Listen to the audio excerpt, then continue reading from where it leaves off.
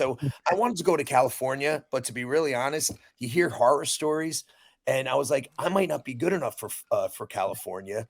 And Ruane moved to Florida. It was a big commercial market. Universal Studios was down there. They were shooting Right. Sequest and a bunch of other TV shows down there. So I said, you know what?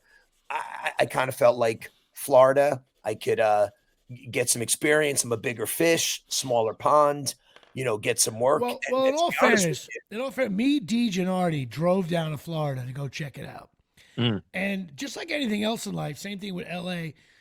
Me and Artie, we got down to Florida. We were like, oh, internally, I was like, I want nothing to do with this. But Deej was like, you know what? It's nice down here. I want to go live down here. And, Mm. New Jersey sucks sometimes. So, and when you got down there, man, I remember you worked a lot. I I started mean, working from the first day, like voiceovers, commercials. I was working. I lived in Lake Mary, which was right outside of Orlando. So Mm. that I was like the center point for Tampa, Miami, um, and Orlando for Universal Studios. And I was working the commercial market.